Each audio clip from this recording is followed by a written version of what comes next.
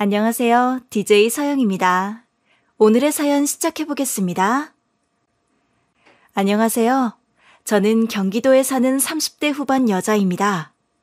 제가 이곳에 사연을 보내게 된 이유는 인간의 욕심에 대해 이야기해보고 싶어서였어요. 저는 아주 가까운 곳에서 욕심을 부린 인간이 어떻게 파멸하는지 지켜봤거든요. 욕심을 부리면 부릴수록 한 인간이 순식간에 무너질 수도 있다는 걸 알게 되었죠. 욕심을 부린 그 사람이 누구냐고요? 그건 바로 제 남편이에요. 남편은 점점 변해갔어요. 나중엔 저희 친정오빠까지 못살게 굴며 파렴치한 짓을 저지르더군요. 이런 남편을 제가 어떻게 응징하고 참교육시켰는지 이 사연을 통해 전부 이야기해 보려고 해요. 저와 남편은 꽤 사이가 좋은 부부였어요. 어딜 가도 사이가 좋아서 보기 좋다는 말을 많이 들을 정도였죠. 그런데 어느 순간부터 남편과 제 사이의 거리가 점점 멀어지고 있더군요. 어느 순간 정신을 차리고 남편을 바라보니 남편은 많이 변해 있었어요. 신혼 초와는 꼭 다른 사람처럼 보였죠. 여보, 옷이 이게 뭐야? 옷 좀 제대로 입고 다녀. 가방도 좀 좋은 거 메고. 그러고 다니면 사람들이 당신 무시하는 거 몰라? 아니, 동네 마트 가는데 뭘 그렇게 차려입어? 그리고 가방은 가벼운 게 제일 좋아. 이거 편해서 매일 들고 다니는 가방인데? 당신도 이제 나이 먹었는데 언제까지 그렇게 편하게 입고 다닐 거야? 근처에 나가더라도 주변 시선에 신경 좀 쓰란 말이야. 굳이 그럴 필요가 있어? 나는 편한 게 제일 좋아. 집 앞 마트 가는데 꼭 차려입고 나가야 해? 그러다 회사 사람들이라도 만나면 어쩔 거야? 이 꼴로 인사할 거야? 당신 옷 다시 갈아입을 때까지 나 못 나가니까 알아서 해. 남편은 어느 순간부터 주변 시선을 엄청 의식하기 시작하더라고요. 집 근처에 나갈 때도 옷이나 신발은 꼭 명품을 걸치고 나갈 정도였죠. 사실 저희 부부가 명품을 막 사들일 정도로 형편이 넉넉한 게 아니에요. 그저 남들 버는 만큼 평범하게 벌 뿐이죠. 근데 남편은 어느 순간부터 사람이 무시를 당하지 않으려면 명품은 가지고 있어야 한다며 명품을 하나 둘 사모으기 시작하더군요. 그렇다고 많이 살 수도 없었어요. 겨우 돈을 모아 가끔 하나씩 살 뿐이죠. 저는 그런 남편을 이해할 수 없었어요. 저는 남편과 반대로 명품에 관심이 없었고 사람들에게 제가 어떻게 비춰지는지는 관심 없었어요. 그냥 출근할 때도 단정하게 옷을 입으면 된다고 생각했죠. 이렇게 생각하는 게 다르다 보니 남편과 제 사이는 점점 멀어졌어요. 다투는 일이 많아졌죠. 특히 같이 외출하는 날엔 꼭 말싸움을 하게 되더군요. 대부분 남편은 저의 옷차림이 마음에 안 든다고 짜증을 냈어요. 저는 그런 남편의 말을 이해할 수 없었고요. 이런 싸움이 계속되니 결국 질리더군요. 나중에는 남편과 외출하는 것을 꺼리게 됐죠. 그러던 어느 날 남편이 승진했다는 소식을 듣게 되었어요. 미우나 고우나 남편이 고생한 걸 알기에 저도 무척 기뻤어요. 남편은 환한 얼굴로 친정에 식사 대접을 할 테니 시간을 잡아보라고 하더군요. 저는 이 소식을 곧바로 친정에 전했죠. 부모님도 진심으로 남편을 축하해 주시더라고요. 말 나온 김에 오빠까지 불러서 작게 축하 파티를 하자고 제안하셨죠. 저는 부모님과 함께 남편의 승진 축하 파티 계획을 세웠어요. 남편은 승진 후 계속 기분이 좋아 보이더라고요. 그러면서 자기랑 결혼한 제가 행운이라며 거드름을 피우더군요. 그 모습이 웃겼지만 이해해 주기로 했어요. 저도 남편을 진심으로 축하해 주고 싶었거든요. 그렇게 파티 당일이 되고 남편이랑 친정집으로 향했어요. 저희 부모님은 은퇴 후 작은 주택에 살고 계셨는데 마당에 못 보던 차가 있더군요. 저희 부부가 주차를 하고 내려서 자세히 보니 부모님 마당에 있는 차는 비싼 외제차더라고요. 이게 뭐야? 이거 외제차 아니야? 근데 이 비싼 차가 왜 여기 있어? 여보, 이거 좀 봐봐. 이거 내가 진짜 갖고 싶었던 드림카라고. 그러게, 나도 이 차가 왜 여기 있는지 모르겠네. 다들 와서 기다리는데 우선 들어가자. 잠깐만, 이거 완전 새 차 같은데? 뽑은 지 얼마 안 된 것 같아. 아, 좋다. 이거 타고 다니면 얼마나 행복하려나. 남편은 비싼 차를 보고 호들갑을 떨기 시작하더군요. 저는 그런 남편을 끌고 집으로 들어왔어요. 부모님은 밥을 다 차려놓고 저희 부부를 기다리고 있더라고요. 오빠와 새언니도 와 있었죠. 파티에 걸맞게 소고기를 잔뜩 사왔는데 얼마나 음식을 많이 준비하셨는지 소고기를 먹을 시간도 없을 것 같더군요. 그렇게 즐겁게 식사를 하려는데 남편이 말했죠. 장모님, 밖에 있는 차, 저거 뭐예요? 누구 차인데 여기 있어요? 대충 봤는데 완전 새 차던데? 이서방, 그거 우리 아들 차야. 그렇게 열심히 일하더니 저 차를 딱 타고 오지 뭐야? 우리 아들 덕분에 좋은 차도 타보고 아주 기분이 좋아. 네? 저 외제차가 형님 차라고요? 형님은 외제차에 관심 없는 줄 알았는데? 좋은 차 사셨네요. 요즘 장사가 잘 되나 봐요. 어쩌다 보니 분수에 안 맞게 차를 사게 됐네. 아직 저런 차 살 단계는 아닌 것 같은데. 무슨 소리야. 아주 잘 어울리더구먼. 좋은 차라 그런지 이전에 탔던 차보다 승차감이 좋은 것 같아. 그러게, 오빠랑 진짜 잘 어울리는 차 샀다. 밥 먹고 이따가 나도 한번 타봐도 되는 거지? 우리 오빠 성공했네. 축하해. 오빠가 어렸을 때부터 엄청 고생하면서 일했거든요. 저희 가족 중 그런 오빠를 나무랄 사람은 한 명도 없었어요. 모두 오빠가 더 누리고 살길 바랄 뿐이었죠. 그래서 전 진심으로 기뻤어요. 오빠가 드디어 가족 말고 자신에게도 돈을 쓰는 것 같았거든요. 근데 형님, 너무 무리하신 거 아니에요? 요즘 돈을 많이 버나 봐요. 설마 저 차 산다고 빚내고 그런 건 아니죠? 그게 무슨 소리야. 오빠가 그럴 사람이야? 당신은 왜 쓸데없는 걸 물어보고 그래. 오빠 신경 쓰지 마. 응? 밥 먹자. 아니, 물어보는 것도 안 돼? 저 차 진짜 비싼 차란 말이야. 형님이 어떻게 저 차를 산 건지 진짜 궁금해서 물어보는 거야. 남편은 그러곤 인상을 팍 쓰고 밥을 먹더군요. 순식간에 분위기는 얼어붙었죠. 부모님은 물론이고 오빠와 새언니까지 남편의 눈치를 살피더군요. 남편의 이런 행동에 난처한 건 저였어요. 얼굴이 화끈거려서 참을 수가 없었죠. 도저히 그 자리에 계속 앉아있을 수 없겠더라고요. 승진을 축하한다는 가족들의 말에도 남편은 뚱한 얼굴로 고개만 끄덕였어요.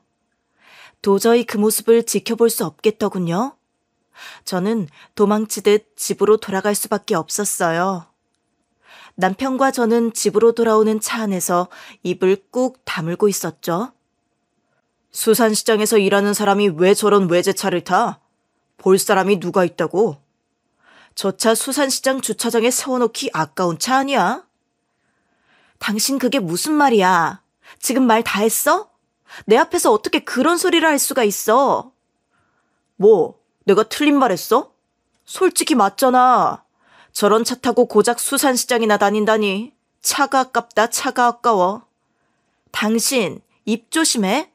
저 차 우리 오빠가 열심히 일해서 번 돈으로 산 거야. 오빠가 외제차 사고 싶으면 사는 거지. 당신이 뭔데 차가 아깝대? 형님도 외제차를 타고 다니는데 내가 국산 차를 타고 다닌다니? 이건 말도 안 된다. 나도 승진했으니까 외제차 타야 하지 않겠어? 우리 오빠는 외제차 타면 안 된다는 거야? 당신, 내 앞에서 못하는 말이 없다. 한 번만 더 이딴 소리 하면 나도 더 이상 못 참아. 알겠어? 남편은 그제야 입을 다물더군요. 그렇게 즐겁게 시작한 파티를 안 좋은 감정만 남긴 채 끝이 났어요. 저는 그래도 이런 남편을 이해해 보려고 노력했죠.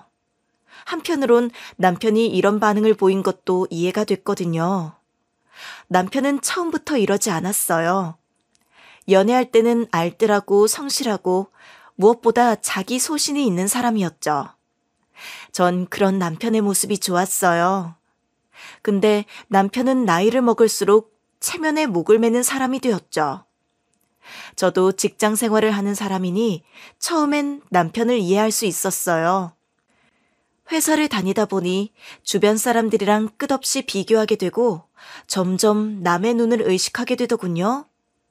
그런 환경에 있으니 타인의 눈을 의식하는 건 어쩔 수 없다고 생각했죠. 하지만 남편은 나이를 먹을수록 정도가 심해졌어요. 사실 남편의 이런 면이 힘들긴 했지만 그래도 큰 문제는 아니라고 생각했던 것 같아요. 하지만 오빠 차를 보며 수산시장 주차장에 세워놓기 아까운 차라며 무시하는 모습을 보니 이건 아니다 싶더라고요. 그동안 간신히 붙잡고 있던 남편을 향한 정이 전부 사라지는 기분이었죠. 제가 알던 남편은 이제 없구나 하는 생각에 씁쓸했던 것 같아요. 돌이켜 생각해보니 제가 처음 만난 남편은 이런 모습이 아니었어요. 결혼은 무조건 안정적인 사람이랑 해야 한다. 안 그러면 너 엄마처럼 엄청 고생하면서 살아. 아빠가 잘해보려고 열심히 일하시다가 상황이 안 좋아진 거잖아. 엄마도 잘 알면서 왜 그래? 그건 나도 알지. 근데 네 오빠 고생한 것만 생각하면 내가 자다가도 눈이 번쩍 떠진다. 오빠 고생한 거 생각하면 나도 속상해, 엄마. 이제 우리가 오빠한테 잘하면 되잖아, 응? 넌 꼭 회사원이랑 결혼해? 사업하는 사람은 절대 안 돼? 그 사업이 사람을 이렇게 힘들게 하더라. 저희 엄마는 늘 회사원하고 결혼하라고 입버릇처럼 말씀하셨거든요. 그래서 남편에게 더 끌렸는지도 모르겠어요. 남편은 직업도 성격도 참 안정적인 사람이었거든요. 저희 아버지가 수산물 도매업자로 사업을 크게 하셨는데 그 사업이 한순간에 망하면서 엄마는 회사원이 가장 안정적인 직업이라고 생각하셨던 것 같아요. 그래서 부모님께 남편을 소개했을 때 엄마는 남편을 참 좋아하셨죠. 엄마는 절대 사업하는 남자를 만나지 말라고 신신당부하셨어요. 아버지가 사업이 한참 힘들 때 건강이 안 좋아지셔서 쓰러지셨거든요. 그때 집안이 크게 휘청거렸어요. 저희 오빠는 집안을 일으켜 세우기 위해 고등학교를 졸업하고 바로 일을 하기 시작했죠. 오빠는 노란 앞치마와 장화를 신고 수산물 도매업자로 일했어요. 어린 나이에 놀고 싶었을 텐데 그걸 다 참고 가족을 위해 묵묵히 일했죠. 엄마가 그걸 봐서 그런지 저에게 사업하는 남자랑 결혼하지 말라고 신신당부하셨어요. 심지어 새언니 앞에서도 그런 소리를 하시더군요. 처음엔 엄마를 이해할 수 없었지만 나이가 드니 엄마의 마음이 이해가 되더군요. 아버지가 쓰러지면서 엄마가 고생을 많이 하기도 했고 오빠한테 항상 미안한 마음을 안고 살려니 힘든 모양이더군요. 비록 가족이 크게 흔들릴 때도 있었지만 오빠가 있어서 저희 가족은 쓰러지지 않고 버틸 수 있었어요. 오빠가 일을 시작하고 엄마가 쓰러진 아빠를 돌보며 돈을 벌 수 있는 일은 다 하셨죠.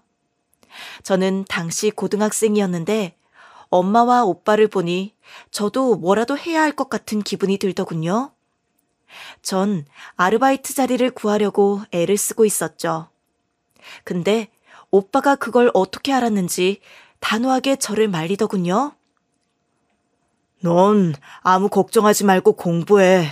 오빠가 있는데 네가 왜 일을 하려고 해? 미안해서 그러지. 대학 가서 공부할 거라고 생각했던 오빠가 매일 10시간씩 일하는데 내가 어떻게 그거 보고만 있어. 네가 진짜 오빠를 생각한다면 너는 열심히 공부해야 해. 넌 공부를 잘하니까 잘하는 걸 해. 내 걱정하지 말고. 오빠, 너무 미안해. 그리고 오빠가 고생하는 거 나도 다 알고 있어. 내가 더 잘할게.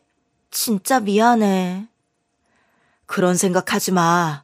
나 일도 잘 맞아. 주변 어른들도 잘 챙겨주시고. 그러니까 돈 벌 생각하지 말고 넌 공부만 해. 그런 오빠 덕분인지 저는 정말 열심히 공부했던 것 같아요.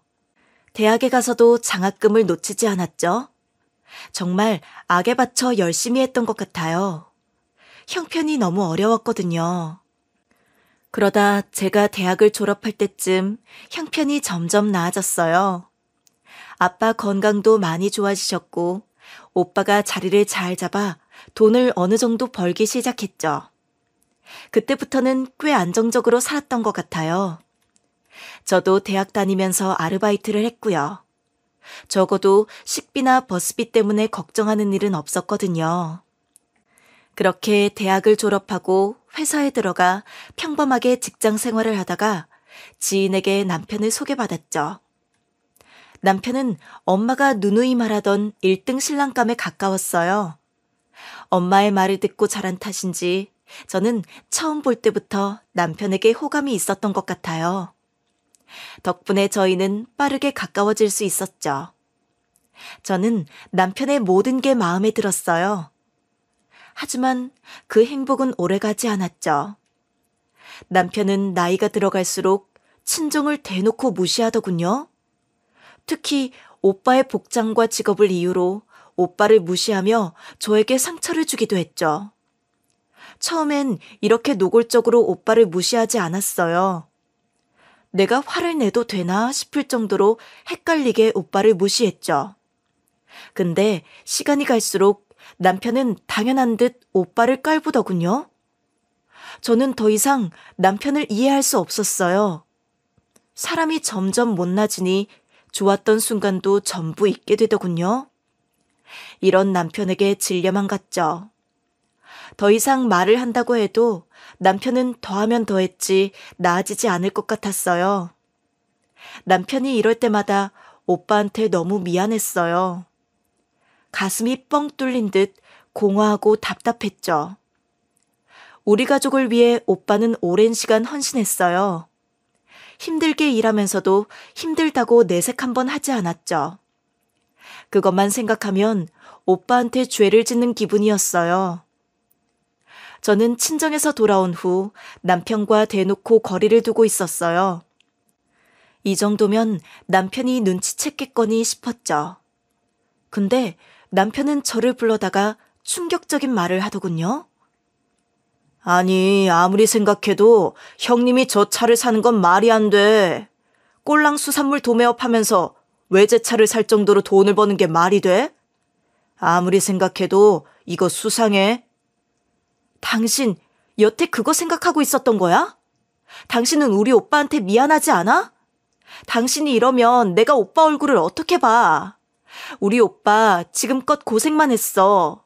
그런 사람이 이제 좀 갖고 싶은 거 사면 안 돼? 장인어른이 당신 몰래 형님한테 돈 준 게 분명해. 그 돈으로 차 산 거야. 확실하다니까? 이제 그만해. 나도 질려. 정말 지긋지긋하다고. 당신 계속 이런 식으로 나오면 나도 가만히 있지 않을 거야? 아니, 내 말을 들어봐. 형님만 돈을 받은 거라니까? 그러면 안 되지. 자식이 둘인데. 우리 목도 있어야 할 거 아니야.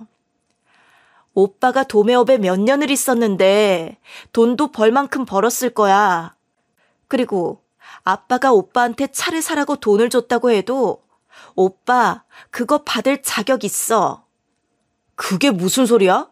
당신 바보야?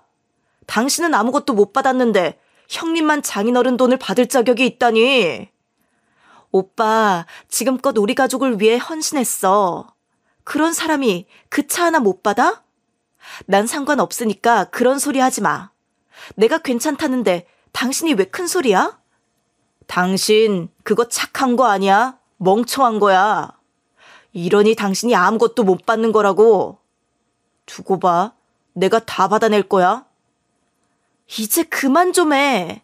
내가 당신 때문에 창피해서 고개를 들 수가 없어.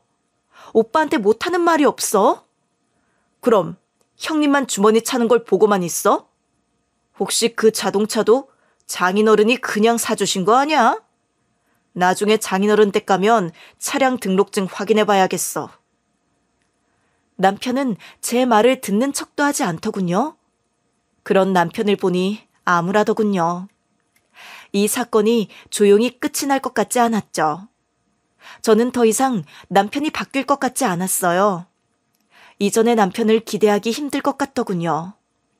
대체 지금껏 뭘 기대한 건지 허탈하고 허무하더군요. 저는 남편을 뒤로 하고 친정 식구들과 오빠에게 남편의 무례함을 사과하기 위해 혼자 친정으로 갔어요. 마침 주말이라 오빠랑 새언니도 친정집에 와 있다고 하더라고요. 차를 몰아 한참을 달리는데 문득 이런 생각이 들더군요. 진짜 부모님이 오빠 차를 사주신 건가?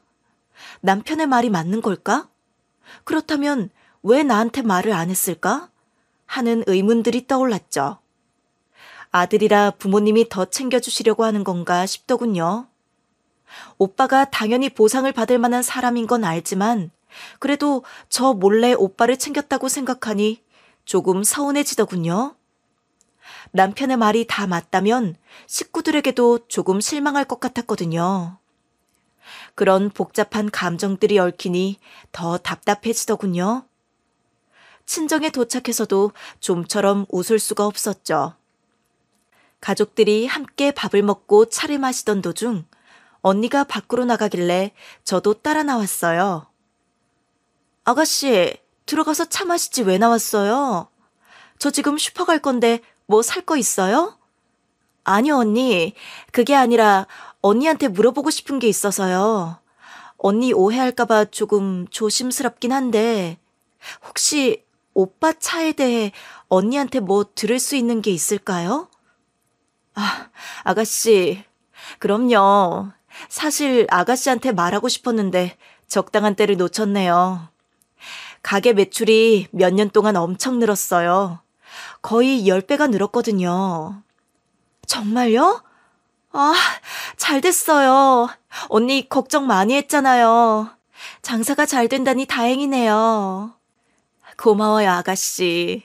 사실 남편이 고생을 많이 했죠. 근데 그렇게 장사가 잘 되는데 남편은 늘 위축되어 있더라고요. 열심히 잘 살았으면서 항상 그런 모습 보이니까 안쓰러워 보이더라고요. 그래서 내가 무리해서라도 좋은 차 뽑으라고 했던 거예요. 예약도 다 내가 했고요. 언니의 말을 들으니 얼굴이 달아오르는 것 같더군요. 어이없는 생각을 한 제가 미울 지경이었죠. 언니가 사람 좋게 웃으며 또 뭐 궁금한 게 있냐고 묻는데 정말 쥐구멍에 숨고 싶었어요. 언니 표정을 보니 별 뜻 없이 이야기한 것 같은데 저는 가시방석에 앉은 것 같았죠. 언니가 저에게 차량 등록증도 보여줘서 사진을 찍어뒀어요. 잠깐이라도 오빠를 오해했던 게 너무 미안하더군요. 남편은 끝까지 이 차 안 사겠다고 했어요. 아가씨도 알잖아요. 워낙 검소한 사람인 거. 근데 내가 계속 설득했어요. 어머님 아버님도 좋은 차 타보시면 좋지 않겠냐고요. 그랬더니 그제야 차를 사겠다고 하던데요. 오빠도 참. 사실 저 차가 오빠 차라는 거 알고 웬일로 저렇게 큰 돈을 썼나 했어요. 언니, 진심으로 고마워요. 제가 뭘 한 게 있어요. 남편이 항상 고생하지. 나는 그냥 남편 옆에서 조금 도와주는 것밖에 못해요. 언니 아니었으면 제가 큰 실수를 저지를 뻔했어요. 오빠 옆에 언니가 있어서 얼마나 다행인지 몰라요. 그 순간 언니한테 얼마나 고마웠는지 몰라요. 제가 덜 부끄러울 수 있었던 건 모두 언니 덕분이었죠. 언니의 말을 듣는 내내 남편의 얼굴이 떠오르더군요. 남편 때문에 친정오빠가 더 위축된 게 아닌가 싶어서요. 언니에게 이 말을 듣고 나니 남편이 원망스럽더군요. 남편의 말에 혹해서 못된 생각을 한 저도 부끄럽지만 남편이 원망스러운 마음은 막을 수 없었죠. 저는 그날 집으로 가서 남편에게 할 말 다 했어요. 그 차 우리 오빠가 사업 성공해서 산 거야. 그러니까 다신 이상한 말 꺼내지 마. 알겠어? 그 차를 형님이 산 거라고? 갑자기 사업이 어떻게 성공해? 매출은 항상 평균이었잖아. 장사 잘 안 되는 거 아니었어? 느리지만 매출은 계속 오르고 있었어. 이제 완전히 자리 잡은 거지. 오빠는 10년을 넘게 한 곳에서 일했어. 이제 잘 될 때가 된 거야. 아이, 거짓말하는 거 아니야? 난 진짜 못 믿겠는데? 당신은 그 말을 또 홀랑 믿은 거야? 답답하다 정말. 시끄러워. 내가 다 확인했으니까 이제 외제차 이야기 꺼내지도 마. 알겠어? 한 번만 더 외제차 소리 해봐. 저는 남편을 쏘아붙였어요. 남편은 못 믿겠다는 듯 입을 비죽이더군요. 그 모습이 얼마나 웃긴지 어이가 없었죠. 그래도 저는 남편에게 제대로 보여줬다고 생각했어요. 다시는 오빠를 이런 식으로 무시하지 않겠구나 싶었죠. 근데 그건 제 바람이었을까요? 남편은 제가 생각했던 대로 움직이지 않았어요. 친정에 다녀와 남편을 쏘아붙인 이후로 남편은 제 말을 알아듣는 듯 며칠 동안 잠잠했어요. 그런 남편을 보고 이제 다 끝났구나 싶었죠. 저는 남편이 조금은 반성을 하는 줄 알았어요. 그도 그럴 게 과거의 남편은 오빠랑 친한 사이였거든요. 오빠가 남편을 잘 챙기곤 했죠. 남편도 오빠를 잘 따랐고요. 근데 욕심에 눈이 멀어 오빠를 몰아붙였으니 미안한 마음이 들 거라고 생각했어요. 근데 그건 제 생각이더라고요. 남편은 주말 아침 일찍 저를 부르더니 당당하게 말하더군요. 당신 친정 가서 외제차 받아와. 내가 말했지. 나 정도는 돼야 외제차를 타는 거라고. 당신 제정신이야? 내가 말했잖아. 그 차 오빠가 산 거라고. 내 말을 뭘로 들은 거야? 당신이 외제차 안 받아오잖아? 그럼 나 당신 회사 찾아가서 따질 거야. 험한 꼴 보고 싶지 않지? 그럼 빨리 외제차 받아와. 그게 무슨 소리야. 당신 이제 그만해. 내가 분명히 말했잖아. 우리 몫은 없어. 오빠가 일해서 번 돈에 우리 몫이 어딨어. 형님이 장인어른한테 물려받은 가게가 잘 되는 거잖아. 그럼 당연히 우리랑 나눠야지. 혼자 날름 다 먹는 건 말도 안 돼. 당장 옷 입어. 당신 진짜 왜 이래? 내가 계속 설명했잖아. 당신은 우리 오빠한테 미안하지도 않아? 우리 오빠가 좋은 차 타는 게 그렇게 싫어? 당연하지. 그 차가 형님이랑 어울려? 당장 가서 형님 차를 뺏어오든 장인어른한테 돈을 달라고 해서 받아오든 둘 중 하나는 해. 당신 왜 이렇게 뻔뻔해? 지금 그게 말이 돼? 말도 안 되는 소리 하지 마. 난 당신 말 들어줄 생각 없으니까 알아서 해. 내가 승진까지 했는데 처가에서 아무것도 안 해주는 게 말이 돼? 이번 기회에 다 받아내야겠어. 당신이 뭘 받아낸다는 거야? 우리 오빠가 열심히 일해서 가게가 잘 된 건데 대체 무슨 소리를 하는 거야? 빨리 가서 외제차 받아와. 형님 가게는 장인어른이 주신 거잖아. 그럼 당연히 당신 몫도 있는 거라고. 아니, 난 절대 못해. 나 우리 오빠한테 더 이상 상처 주기 싫어. 당신이 지금까지 우리 오빠를 얼마나 힘들게 했는지 알아? 오빠가 내색은 못해도 얼마나 힘들었겠어. 뭐라는 거야?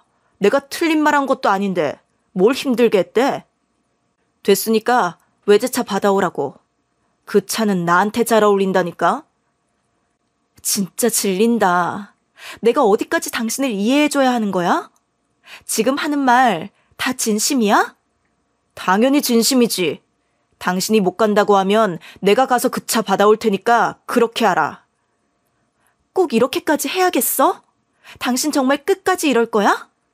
다시 생각해봐. 그 마음 바꿀 생각 없어? 뭐래? 빨리 옷 입어. 해지기 전에 가서 빨리 차 받아와. 차 못 받아오면 집에 들어올 생각하지 마. 알겠어? 저는 이런 남편을 보며 더 이상 이 사람과 살 수 없겠다는 생각을 했어요. 그리고 바로 이혼을 결심했죠. 남편과 더 말을 해봤자 이런 대화가 계속될 것 같다는 확신이 들었거든요. 남편은 너무 당연하다는 듯 외제차를 요구하더군요. 말문이 막혔죠. 저는 남편과 이혼하겠다는 확신을 얻은 채 집을 나왔죠. 친정으로 가는 내내 분노가 치밀어 오르더라고요. 남편이 괘씸해서 견딜 수 없었죠. 눈물은커녕 화만 나더군요. 저는 쉴 새 없이 차를 몰아 친정에 도착했어요. 그리고 친정과 멀지 않은 곳에 살고 있는 오빠에게 전화해 잠깐 볼 수 있냐고 물었죠. 오빠는 흔쾌히 제 부탁을 들어줬어요. 제가 감정을 주체하지 못하고 찬물을 벌컥벌컥 마시자 오빠는 걱정스러운 얼굴로 저를 보더군요. 연락도 없이 갑자기 무슨 일이야? 나한테 할 말이라도 있는 거야? 나 남편이랑 이혼하려고. 도저히 이 사람이랑 같이 못 살겠어. 내가 여기 왜 온 줄 알아? 오빠 외제차를 가져오라고 하더라. 그게 무슨 소리야? 이서방이 그래? 차를 가져오라고? 갑자기 차를 왜 가지고 오라는 건데? 오빠 가게 그거 장인어른이 넘겨준 거니까 자기도 자기 몫을 받아야겠대. 그 몫으로 외제차를 달라고 하더라. 오빠 가게 잘 된다는 거 알고부터 계속 같은 소리만 하고 있어. 내가 외제차 산 걸 이서방이 서운해하는 줄은 몰랐네. 내가 미안하다. 지금 당장 줄 수 있는 돈은 한번 찾아볼게. 오빠 그게 무슨 소리야. 남편이 이상한 거지. 오빠는 잘못한 거 없어. 다 망해가는 사업 일으킨 건 오빠야. 오빠가 남편한테 줄 돈은 하나도 없다고. 이서방이 그런 사람인 줄 몰랐는데 진짜 뻔뻔하네. 아니 어떻게 다른 것도 아니고 차를 달라고 해? 그러니까 나 이대로 그냥 못 살아. 나 남편이랑 제대로 끝낼 거야. 오빠 그러니까 나한테 차 좀 빌려줘. 그래 차 빌려주는 건 어렵지 않지. 근데 너 어떻게 하려고? 진짜 이서방이랑 끝내려고? 괜히 나 때문에 그런 결정한 거면 다시 생각해봐. 아니야 오빠. 이혼은 내가 선택한 거야. 오빠는 아무 잘못 없어. 주제도 모르고 파렴치하게 차 내놓으라는 남편이 문제지. 저는 그렇게 남편에게 이혼을 통보하기 위해 오빠 차를 끌고 다시 집으로 돌아왔어요. 집으로 돌아오는 길은 마음이 편하더라고요. 친정으로 내려갈 땐 분노만 가득했는데 이제 남편 얼굴 안 본다는 사실이 어찌나 기쁘던지요. 이렇게 기쁜 거 보니 그동안 저도 남편을 이해하려고 많이 노력하며 살았던 것 같아요. 진작 이렇게 끝을 냈어야 했는데 가족들에게도 미안하고 저 자신에게도 미안하더군요.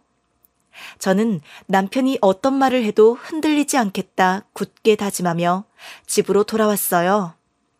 저는 아파트 주차장에 주차를 하고 남편에게 전화를 걸었어요. 남편은 기다렸다는 듯 전화를 받더군요. 전화를 받은 남편은 신나서 주차장으로 내려왔어요.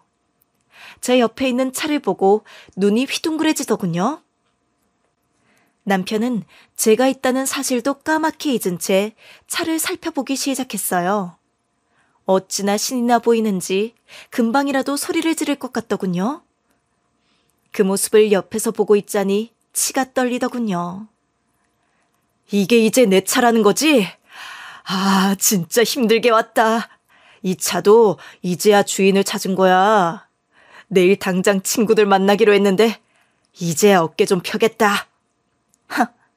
내일 친구들 만나겠다고 오늘 아침부터 차 가지고 오라고 그렇게 난리를 친 거야? 어차피 이 차는 나랑 어울리는 차였어. 이 정도는 타고 다녀야지 명색의 팀장이라는 사람이. 누가 탔던 차라 기분이 별로지만 그래도 이제 내 차가 됐으니 잘 타야지 뭐. 그렇게 좋아? 이 차가 정말 당신 거 같아? 당신은 왜 이렇게 뻔뻔해? 어떻게 사람이 이렇게 변할 수 있어? 사람은 다 변하는 거다. 나이와 위치에 맞게 변해야 하는 거야. 자고로 이 차는 나 정도 위치에 있는 사람이 몰아주어야 진짜 외제차가 되는 거야. 알겠어? 이 차가 정말 당신이랑 잘 어울린다고 생각해? 그건 당신 생각 아니야? 누가 보면 당신이 대기업 팀장이라도 되는 줄 알겠다? 우리 회사 무시하지 마. 작지만 단단한 회사라고. 그러면 형님은 애초에 이 차가 형님한테 어울릴 거라고 생각해? 저는 남편의 멱살을 잡고 싶은 충동을 꾹 누르며 애써 마음을 진정시켰어요. 어차피 이제 더 이상 볼 사이도 아니니까요. 저는 남편과 이혼하고 곧바로 짐을 챙겨 사촌 언니 집에 잠깐 머무를 생각이었거든요. 이미 언니에게 말도 다 해놨고요. 당신 무시하는 건 절대 못 참으면서 우리 오빠는 밥 먹듯이 무시하네? 당신 그렇게 살면 어디서 돌 안 맞을 것 같아? 뭐래? 나는 그냥 사실을 말했을 뿐이야. 그렇게 억울했으면 공부를 더 열심히 하지 그랬어? 뭐? 우리 오빠가 형편 때문에 대학 못 가고 죽도록 일만 했다는 거 뻔히 알면서 어떻게 그런 소리를 해? 그리고 주위를 둘러봐봐. 당신 같은 사람이 성공하나 우리 오빠 같은 사람이 성공하나. 뭐라는 거야? 사업하는 사람이랑 직장인이랑 돈벌이가 같아? 내 말은 명예를 말하는 거야. 나랑 형님이랑 직업 자체가 다른데 뭘 비교하고 있는 거야? 끝까지 정신을 못 차리네. 그래, 내가 오늘 네 주제 제대로 알려줄게. 당신은 평생 이런 차 못 타. 저는 남편에게 이혼 서류를 건넸어요. 남편은 굳은 얼굴로 저를 바라보더군요. 승진했다고 좋아했지? 어차피 승진해도 당신은 이런 차 평생 못 타잖아. 직장인 월급으로 이렇게 비싼 차를 어떻게 타겠어? 당신이야말로 이 차 사려면 빚내서 사야 하는 거 아니야? 아니지? 빚내도 탈까 말까 한 차지? 여보, 이게 뭐 하는 짓이야? 이혼 서류는 또 뭐고? 이 차 나한테 주는 거 아니었어? 내가 미쳤어? 당신한테 우리 오빠 차를 주게? 꿈도 꾸지 마. 당신 이런 차 평생 못 탄다고 보여주려 온 거야. 아니 여보, 당신도 동의했잖아. 형님 가게 잘 되니까 우리도 우리 몫을 받을 자격이 있잖아. 그게 원래 장인어른 가게였다며. 내가 언제 당신 말에 동의했어? 아무리 오빠가 그 가게를 물려받았다고 해도 그 가게 일으켜 세운 건 오빠야. 오빠는 묵묵하게 자기 일을 했어. 나는 그 모습을 옆에서 다 지켜봤고.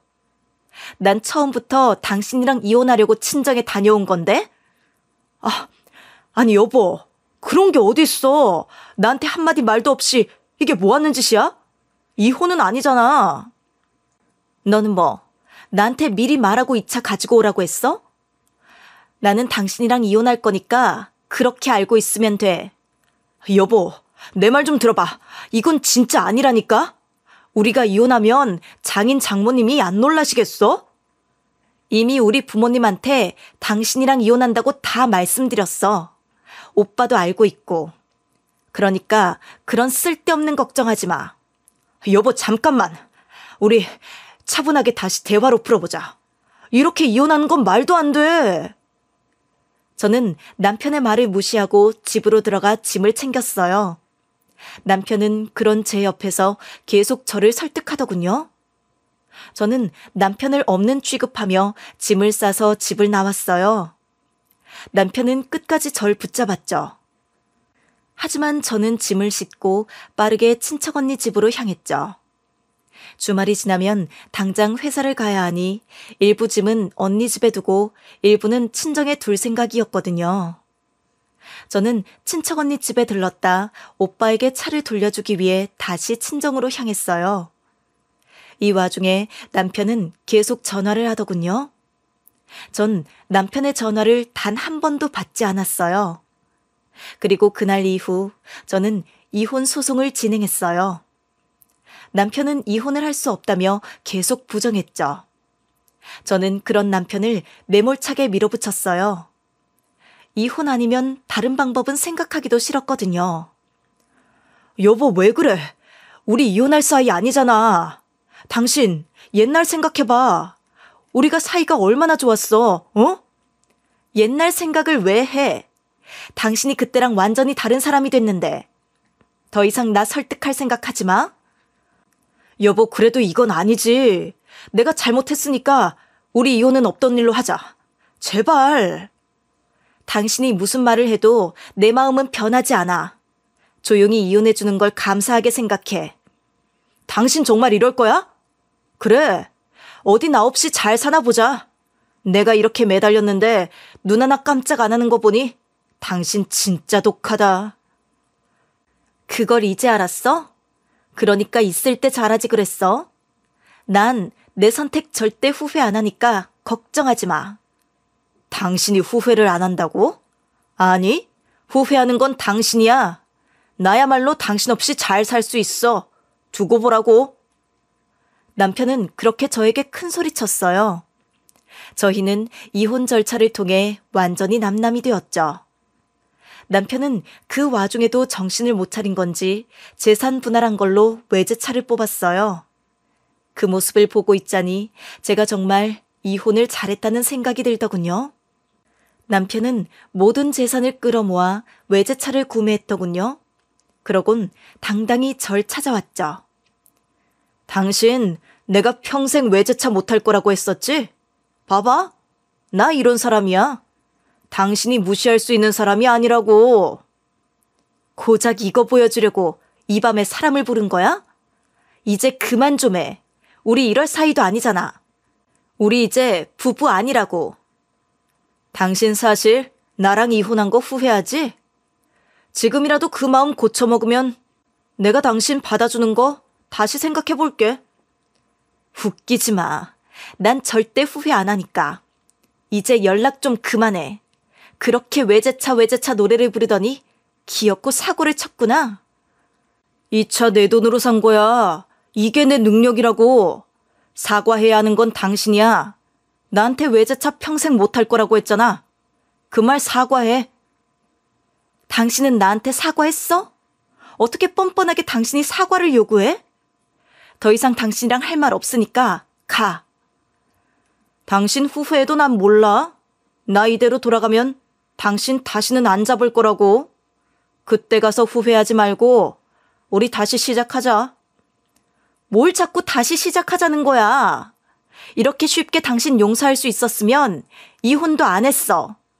이제 당신도 현실을 받아들여. 아니, 내가 저렇게 좋은 차를 타고 왔는데 당신은 나한테 한다는 말이 고작 그거야? 됐다. 나도 더 이상은 못하겠다. 저는 남편의 이런 모습에 다시 한번 정이 떨어졌어요. 남편은 무리해서 차를 사고도 당당한 모습이더군요. 저는 남편이 후회할 거라는 걸 알고 있었어요. 그 욕심이 화를 부른다는 것도요. 남편의 월급으로는 이 상황을 감당하기 힘들 거라는 걸 확신하고 있었죠. 지금껏 생활비는 제가 관리하고 있었거든요. 그동안 제가 생활비를 관리하면서 남편의 소비를 잘 막고 관리했던 거죠. 하지만 남편은 그걸 모르는 듯 했어요. 재산 분할을 하자마자 외제차를 사고 있는 모습을 보니 어이가 없더군요. 남편이 많이 변했다는 건 이미 알고 있었지만 이 정도일 줄은 정말 몰랐거든요. 남편은 절 찾아와 큰 소리만 뻥뻥 치고 다시 사라졌어요. 저는 그날 남편은 평생 상종하지 않겠다고 마음먹었죠. 한동안은 어이가 없어서 진짜 코웃음만 친 것 같아요. 전 남편만 생각하면 헛웃음만 나더군요. 그것도 잠시 일에 치여 사느라 하루하루를 정신없이 보냈어요. 저는 회사 근처에 작은 아파트를 얻어 혼자 살기 시작했어요. 오빠는 제가 집을 구한다고 하자 말없이 돈을 보태줬죠. 저는 오빠에게 이 돈을 받을 수 없다고 했어요. 하지만 오빠는 단호하게 돈을 주더군요. 할 수 없이 언니에게 연락해 돈을 돌려주자 새언니도 돈을 받지 않겠다고 하더군요. 언니가 이 돈 받아요. 내가 어떻게 이걸 받겠어요. 그리고 나도 돈 있어요. 이 정도 집 구할 돈은 있다니까요. 그럼 가구나 가전제품 다시 살 때 보태 쓰세요, 아가씨. 남편 성격 알잖아요. 이런 건 자기 고집 절대 안 꺾는 거. 언니, 내가 미안해요. 내가 항상 받기만 하네요. 오빠한테 받은 게 너무 많아서 이제 내가 돌려줘야 하는데. 천천히 돌려주면 되죠. 그리고 나한테 미안할 게 뭐가 있어요? 나한테 미안할 거 없어요, 아가씨. 다 남편의 선택인데요, 뭐. 저는 언니의 말에 마지못해 오빠가 준 돈을 받았어요. 항상 오빠한테 받기만 해서 미안한데 어떻게 이 빚을 다 갚아야 하는지 걱정이었죠. 그런 오빠의 마음이 먹먹하면서도 고맙더라고요. 저는 앞으로 열심히 일해서 오빠에게 이 빚을 다 갚겠다고 마음먹었어요. 몸은 혼자 살지만 마음은 가족들과 함께하고 있다는 생각이 들더라고요. 제 선택을 존중하고 이해해준 가족들에게 감사할 뿐이었죠. 그렇게 점차 혼자 사는 삶에 익숙해졌을 무렵 남편에게 또 전화가 왔어요. 남편은 체면 때문에 외제차를 구매해놓고 할부금을 갚지 못해 힘든 상황인 것 같더군요. 남편은 제 생각대로 혼자 살면서 돈 관리를 더 못하고 있었죠. 당장 집도 월세를 내고 있는데 생활비며 할부금이며 버는 족족 빠져나가니 더 힘들어진 모양이더군요. 여보, 나 돈 좀 빌려주면 안 돼? 나 요즘 월세도 밀리고 있어. 내가 오죽했으면 당신한테 전화를 했겠어. 지금 장난해? 내가 당신한테 돈을 빌려줄 것 같아? 그러길래 왜 주제도 모르고 그렇게 비싼 차를 사? 내가 이렇게 될 줄 알았겠어? 여보, 그러지 말고 나 한 번만 도와주라. 내가 월급 나오면 바로 갚을게. 당장 생활비가 없어서 그래. 요즘 주유도 못해서 차도 두고 다닌다니까. 아직도 그 차를 끌고 다녀? 당장 굶어 죽게 생겼는데 차를 끌어안고 있어? 당장 그 차부터 팔아. 아니, 어떻게 차를 팔아? 저 차 팔면 얼마 받지도 못해. 내가 이 차를 얼마에 샀는데? 그러지 말고 여보, 좀 도와달라니까. 내가 돈 바로 갚을게. 다른 사람 알아봐. 나는 당신한테 줄 돈 없어. 그리고 이런 걸로 나한테 전화하지 말라고 했지. 당신 차단할 테니까 그렇게 알아. 여보, 왜 그래? 내가 미안해. 그러니까 나 좀 도와줘. 나 이번 월세 못 내면 진짜 본가로 들어가야 해. 그건 아니잖아. 안 그래? 그건 당신 사정이지. 어머님께 솔직하게 말하고 빨리 본가로 들어가. 나한테 말해봤자 내가 안 빌려줄 거라는 거 잘 알잖아? 당신 이렇게 매정한 사람이었어? 아니잖아. 당신 정말 착한 사람이잖아. 내가 잘못했어. 내가 형님한테 연락해서 제대로 사죄드릴게. 그러니까 화 좀 풀어. 아니, 사죄하지 마. 어차피 우리 오빠도 당신 목소리 듣고 싶지 않을걸? 당신 우리 오빠한테 돈 빌리려고 했지? 마음 약한 오빠 건들지 마. 당신이 오빠한테 전화하잖아? 그럼 나 진짜 가만 안 있어. 나도 시댁 쫓아가서 당신이 지금껏 한 짓 다 불 테니까 그렇게 알아. 어머님은 당신이 외제차 산 것도 모르지 않아? 여보, 그건 비밀로 해줘야지. 어머니한테는 내가 천천히 말씀드리려고 했어. 어머님, 안 그래도 나랑 이혼한 걸로 충격받으셨는데 당신이 외제차 샀다가 길거리에 나앉을 위기라는 것도 아셔봐. 당신, 어머니 건드는 건 예의가 아니지. 우리 어머니 쓰러지면 당신이 책임질 거야? 그러니까 나 건들지 말라고. 내 말 알아들었으면 이제 진짜 전화하지 마.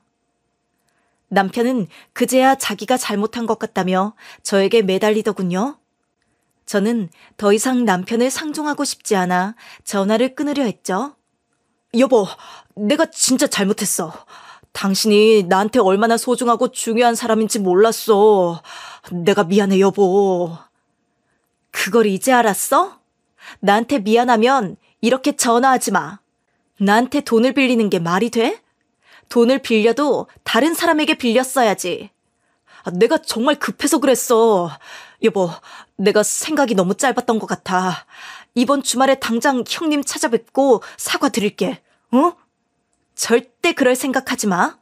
그리고 어차피 당신이 오빠 찾아가도 오빠는 당신 안 만날 거야. 내가 신신당부해놨거든.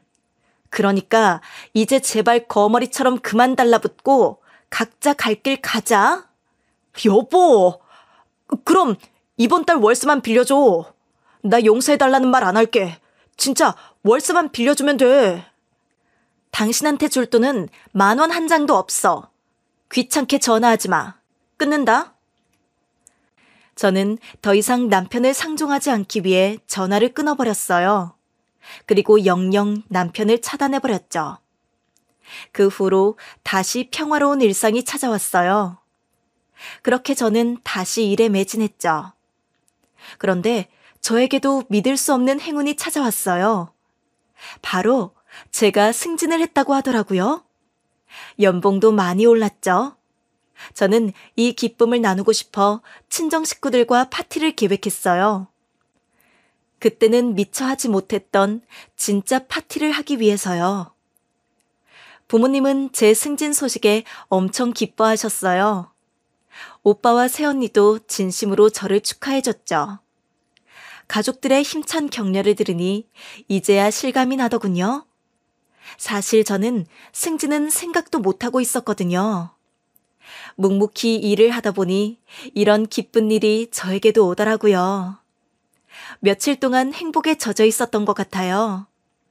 저는 슬픈 일과 기쁜 일을 가족들과 함께하며 진정한 사랑을 알게 됐어요. 저는 참 많은 것을 받아오고 있었더라고요. 남편과 헤어지고 혼자 잘 살 수 있을까 하는 의문이 있었는데 그 의문들을 가족들이 싹 지워준 것 같았죠. 시간이 지나니 혼자서도 잘 살 수 있겠다는 확신이 들더군요. 여러분, 혹시 제가 이곳에 사연을 보내게 된 이유를 기억하세요? 인간의 욕심에 대해 이야기해보고 싶어서 이 사연을 보내게 됐다고 했잖아요. 저는 아주 가까운 곳에서 욕심을 부린 인간의 최후를 봤어요. 이 사연을 듣고 계신 여러분은 부디 전 남편과 같은 결말을 맞지 않길 바라는 마음에서 이 사연을 보내게 됐어요. 살다 보니 물질이 주는 풍요로움보다 주변 사람들과 안정된 내 내면에서 주는 풍요로움이 더 크다는 것을 알게 되었거든요. 여러분도 부디 욕심에 휘둘려 잘못된 선택을 하지 않길 바라며 이 사연을 마치려고 해요. 지금까지 제 사연을 들어주셔서 감사합니다.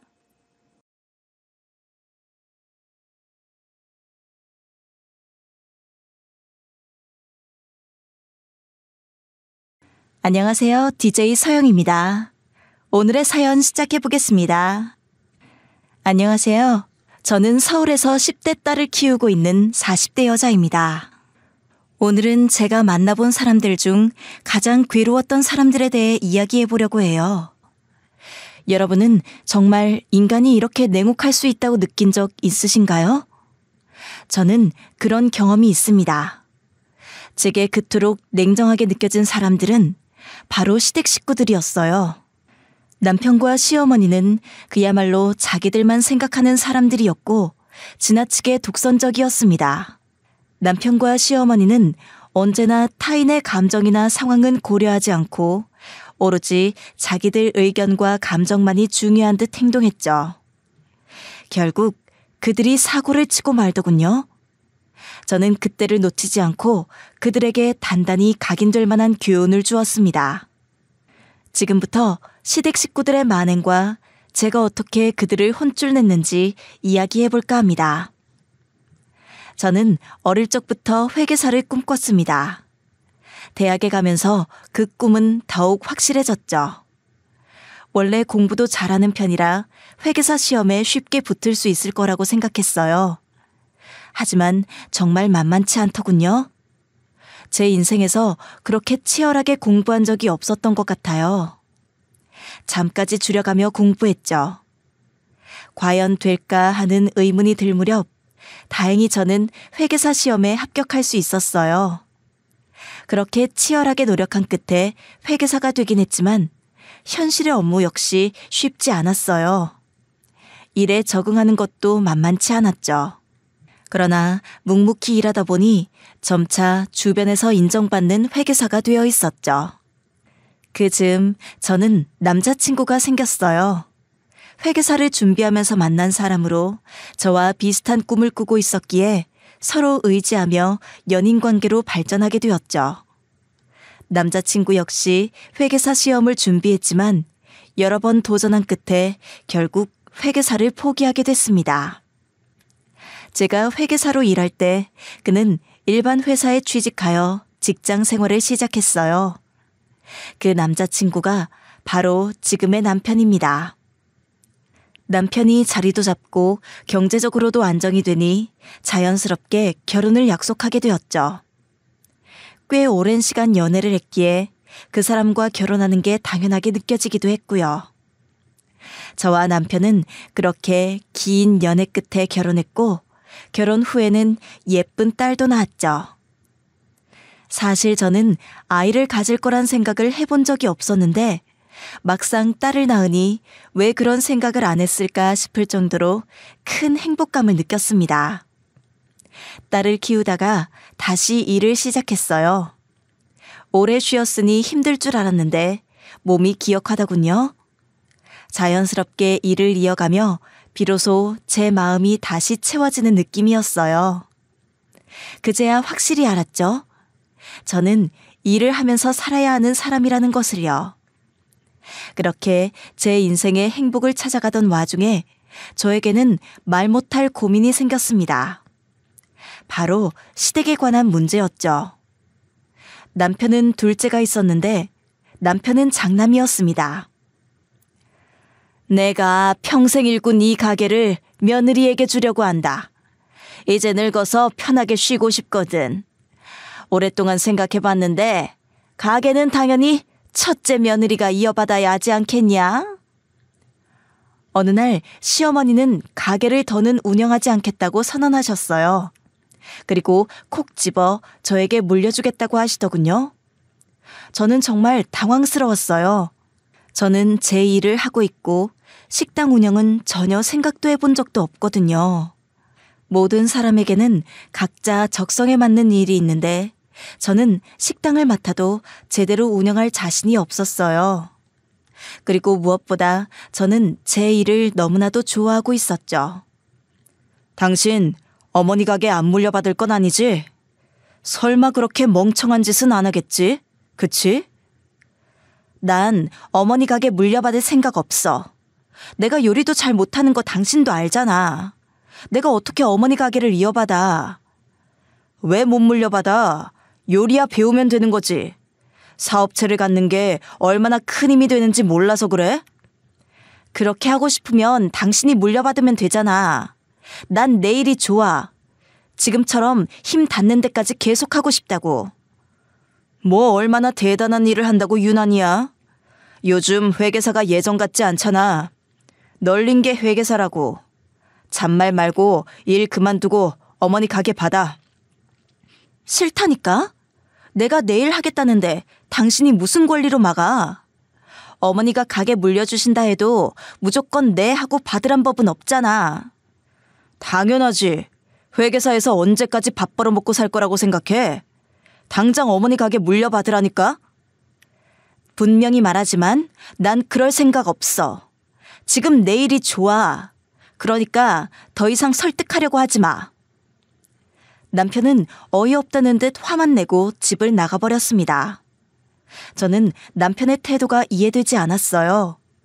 한때 본인도 회계사가 되려고 그렇게 공부하던 사람이 저보고 갑자기 그만두라니 황당할 뿐이었죠. 그래도 남편의 상황을 이해하려고 했습니다. 사실 남편은 종종 저에게 열등감을 느끼는 것 같았고 그럴 때마다 제 직업을 깎아내리곤 했어요. 그래도 저는 남편이 속상해할 것 같아 웃어넘기곤 했죠. 그런데 남편은 점점 선을 넘는 말을 자주 했습니다. 남편의 짜증 섞인 말과 갑작스러운 요구들에 지쳐가고 있을 때 시어머니가 저를 따로 부르셨어요. 저는 퇴근 후에 시어머니를 찾아갔는데 뜻밖의 이야기를 꺼내셨습니다.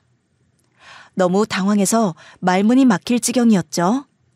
내가 왜 가게를 그만두려고 하는 줄 알아? 너 때문이야. 네가 회계사랍시고 우리 아들 무시하고 집안일 다 팽개치고 밖으로만 나돌아다니는 걸 보자니 속이 뒤집어지더라. 어머님, 그게 무슨 말씀이세요? 제가 남편을 무시했다고요? 저는 그런 적 없어요. 너 속마음 모를 줄 아니? 네가 우리 현우 회계사 못됐다고 속으로 무시하는 거 다 알아. 저 그랬다면 이 결혼도 안 했을 거예요. 남편을 무시한 적은 없어요. 진짜예요.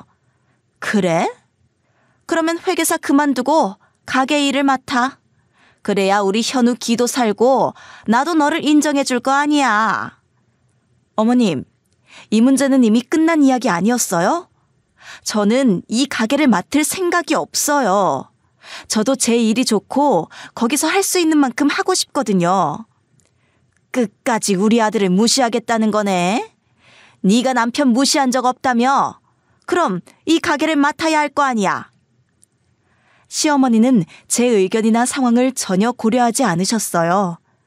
오로지 남편의 체면과 자존심만 생각하며 계속 가게를 맡으라고 하셨죠. 저는 시어머니가 너무 억지를 부린다고 느꼈어요. 남편의 자존심을 위해 제가 가게를 맡아야 한다는 말이 너무 터무니없게 느껴졌거든요. 시어머니는 제 표정이 어두운 걸 알면서도 계속 심기를 건드리셨어요. 네 시아버지 돌아가셨을 때 기억나니? 그때 며느리가 돼서 간병 한 번 안 하더니 내가 너 이럴 줄 알았다. 애초에 왜 결혼을 했냐? 이럴 거면 결혼하지 말았어야지. 어머님, 아버님 얘기하시는데 저도 최선을 다했어요. 주말엔 늘 간병했고 평일에도 자주 찾아뵀잖아요. 가끔 와서 얼굴 비추고 가는 게 그게 간병이냐? 며느리면 일을 그만두고 시아버지 간병을 해야 하는 거야. 시어머니의 말씀에 기가 막혀서 뭐라고 해야 할지 모르겠더군요. 제가 결혼한 지 얼마 안 됐을 때 시아버님이 간암 진단을 받으셨거든요. 시아버님은 병원에 오가며 힘든 시간을 보내셨고 저도 자주 찾아뵈었죠. 그런데 그때도 시어머니는 간병을 안 한다며 매번 저를 탓하셨습니다. 사실 그 당시에 시아버님께서 오히려 시어머니를 말리셨고 저는 그만큼 할 만큼 다 했다고 생각했거든요.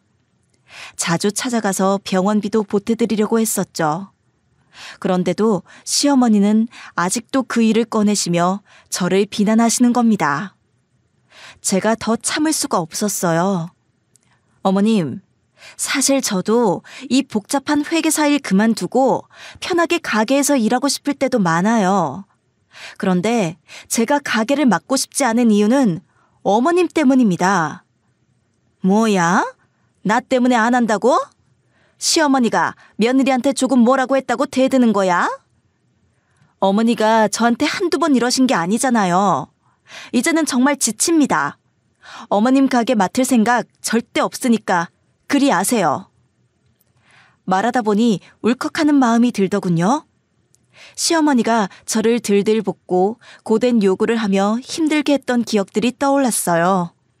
주말이나 평일마다 한 번이라도 가겠다고 하면 일이 바빠서 못 갈 때는 꼭 불만을 드러내시고 남편이 저 때문에 기가 죽는다고 하셨던 말들까지 생각났죠. 그런 시어머니가 가게를 물려주려는 이유가 남편의 체면 때문이라는 게 어이없고 화가 났습니다. 그때 저는 이 집안과 이제 인연을 끊어야겠다고 결심했습니다. 시어머니는 제 말을 듣고 방으로 들어가셨고 다음 날 저와 동서를 가게로 부르셨습니다. 이 가게는 첫째 며느리가 아닌 둘째 며느리한테 물려줄 테니 그런 줄 알아라. 네? 어머님, 제가 어머님 가게를 받으라고요? 형님, 이게 어떻게 된 거예요? 네 잘나신 형님이 내 가게는 못 물려받으시겠단다. 그러니 피할 수 있어. 둘째 며느리한테 다 줘야지. 동서는 이 상황에 놀란 듯 저를 쳐다보았고 저는 아무 말 없이 동서의 등을 다독여 주었어요. 시어머니는 저를 보란 듯 동서에게 서류까지 건네며 가게를 통째로 넘겨주셨죠. 이 소식을 들은 남편은 큰 충격을 받았고 저에게 소리치며 대체 어떻게 된 일이냐고 다그쳤습니다. 솔직히 저도 시어머니의 행동이 놀라웠지만 가게를 받을 생각이 없었기에 그리 신경 쓰지 않았어요. 하지만 그때부터 남편과의 갈등은 점점 더 심해졌고 우리는 매일 싸우는 일이 잦아졌습니다. 남편은 동서가 가게를 넘겨받았다는 소식을 들은 뒤 저에게 막말을 하기 시작했어요. 당신 그렇게 잘났어? 내가 분명히 어머니 가게 물려받으라고 했잖아. 내 말이 우스워? 나도 분명히 어머님 가게 안 받는다고 했잖아. 동서가 물려받았으면 된 거 아닌가? 동서는 일도 야무지고 가게 일도 잘해왔으니까 더 잘할 거야. 그게 말이야? 우리가 받을 수 있었는데 그걸 동생한테 넘겨준 게 잘 됐다고? 당신 진짜 미쳤어? 그만 좀 해. 나는 애초에 가게 물려받을 생각이 없었어. 내가 안 받겠다는데 왜 이렇게 난리야? 아주 잘났네. 그냥 계속 회계사나 한다는 거지? 당신 나 무시하는 거지? 사실 속으론 내가 당신보다 못하다고 생각하는 거잖아. 이제 그만 좀 해. 동서한테 가게 맡긴 게 뭐가 그렇게 큰일이야? 굳이 이렇게까지 화낼 일인가? 당신이 내 말 무시하니까 내가 이러는 거 아니야. 내가 가게 받으라고 했어 안 했어? 나도 더는 못 참겠다. 우리 그냥 이혼하자. 싸우는 것도 이제 지쳤어. 뭐? 이혼? 좋아. 이혼해. 당신이 이혼하자고 하면 내가 무서워할 줄 알았어? 이혼하자. 이혼해. 남편은 매일같이 술을 마시고 반복되는 다툼을 이어갔고 저는 지쳐서 버티기 어려웠습니다. 결국 이혼을 결심하게 되었죠. 예전부터 생각해왔던 일이었기에 막상 결정하고 나니 마음이 편해졌어요. 앞으로 시댁과 연을 끊고 지낼 수 있다는 생각에 오히려 홀가분하기까지 했습니다. 이후 시댁 근처에는 아예 가지 않았고 시어머니 가게 앞을 지나칠까봐 일부러 돌아서 가기도 했습니다. 그렇게 남편과 이혼한 지 3년이 흘렀고 저는 이혼 후 훨씬 더 잘 지내고 있었어요. 평소처럼 아침에 사무실에 출근했는데 제 의자에 익숙한 누군가가 앉아있는 게 보이더군요. 자세히 보니 뜻밖에도 그 사람은 동서였어요. 동서가 고개를 들었을 때 저는 그 모습을 보고 깜짝 놀랐습니다. 동서, 얼굴이 왜 이렇게 됐어? 무슨 일 있어? 어디 아픈 건 아니지? 나 알아볼 수 있겠어? 형님, 저 좀 도와주세요. 제발요. 동서는 말랐고 얼굴에는 생기가 없었어요. 예전에 귀엽고 통통했던 모습은 온데간데 없이 사라지고 홀쭉한 몸에 퀭한 얼굴만 남아있었죠. 살이 너무 빠져서 안쓰러울 정도였습니다. 3년 사이에 동서는 완전히 달라져 있었어요.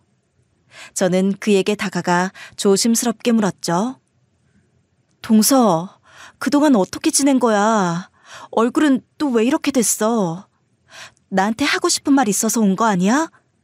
내가 다 들어줄 테니까 무슨 일인지 말해봐, 응?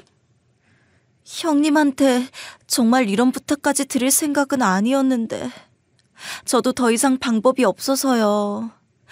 형님, 정말 죄송하지만 저 돈 좀 빌려주세요. 네? 동서는 제 앞에 무릎을 꿇고 빌기 시작했어요. 너무 당황해서 그를 일으켜 세울 생각도 못하고 그저 바라볼 수밖에 없었죠. 동서는 아이처럼 펑펑 울기 시작했고 저도 그 모습에 눈물이 날 지경이었습니다. 정말 돈이 하나도 없어요. 우리 큰딸이 많이 아픈데 제가 해줄 수 있는 게 없어요. 형님, 제발 저 좀 도와주세요. 동서 큰딸이면 서연이 맞지? 서연이가 왜? 어디가 아픈 건데? 동서가 나한테 말을 해줘야 내가 도울 수 있지. 여기 물 좀 마셔봐. 이거 마시고 천천히 말해봐. 동서는 물컵을 쥔 채 덜덜 떨었고 차마 한 모금도 마시지 못했습니다. 그가 어떻게 이렇게 됐는지 상상이 가지 않았어요. 물을 조금 마신 뒤 동서는 진정이 된 듯 조용히 숨을 들이쉬고는 천천히 입을 열었죠.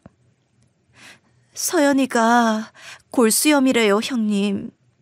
치료하지 않으면 뼈가 손상돼서 나중에 뼈를 절단해야 할 수도 있다고 해요. 서울병원에 치료 예약도 해뒀는데 어머님이 돈이 아깝다고 병원비를 못 주시겠대요. 뭐라고? 서연이가 어머님 손녀 아니야? 도대체 왜 그러시는 거야? 그건 그렇고 동서가 어머님 가게 물려받았잖아. 근데 왜 병원비가 없어? 장사가 잘 안 돼? 형님, 저 그동안 돈 한 푼도 못 받고 그냥 죽어라 일만 하며 지냈어요. 동서의 말을 듣고 정말 믿기지가 않았습니다. 시어머니가 그 정도로 냉정하게 구는 줄은 생각도 못했으니까요. 동서는 억울하다는 듯 자리에 주저앉아 울음을 터뜨렸어요. 저는 동서의 손을 꼭 잡아주며 그를 다독였죠. 그의 손은 거칠고 손가락마다 단단한 굳은 살이 느껴졌어요. 그 손 하나만으로도 동서가 얼마나 힘들게 지내왔는지 짐작할 수 있었어요. 동서, 밥은 먹었어? 내가 밥 사줄 테니까 나가서 이야기하자. 동서 지금 금방이라도 쓰러질 것 같아. 형님 죄송해요. 이렇게 염치 없이 찾아와서 도와달라는 말만 하고. 아니야, 잘 왔어 동서야. 내가 동서 도와줄 방법을 찾을게. 우선 밥부터 먹자. 알았지? 동서는 항상 밝고 따뜻한 사람이었어요. 손재주가 좋아 쿠키나 작은 선물을 자주 챙겨줬고 시어머니와 저 사이의 갈등에도 제 편이 되어주었죠. 그런 동서가 이렇게 힘들어하는 걸 보니 마음이 무거웠어요. 동서와는 이혼 후에 자주 연락을 주고받다가도 바쁜 일상에 잠시 소홀해졌던 게 미안하기도 했습니다. 그동안 동서가 시댁에서 홀로 힘들게 지냈다는 걸 알았다면 절대 혼자 내버려두지 않았을 텐데. 동서가 이렇게 힘든 상태로 찾아온 건 제게도 큰 충격이었죠. 동서, 시어머니가 가게를 넘긴다고 하셨잖아. 그런데 지금 어떻게 된 거야? 어머님이 가게를 넘긴다고 해놓고 서류만 써놓고는 정작 도장은 안 찍어주셨어요. 그러니까 수익도 다 어머님이 가져가고요. 그게 정말이야? 사람이 어떻게 그렇게 못 될 수 있지? 동서, 그동안 어떻게 참았어? 내가 더 신경 썼어야 했는데. 형님 죄송해요. 이렇게까지 찾아와서 부탁드리고 형님께 폐만 끼치네요. 죄송해요. 동서야, 그런 말 하지 마.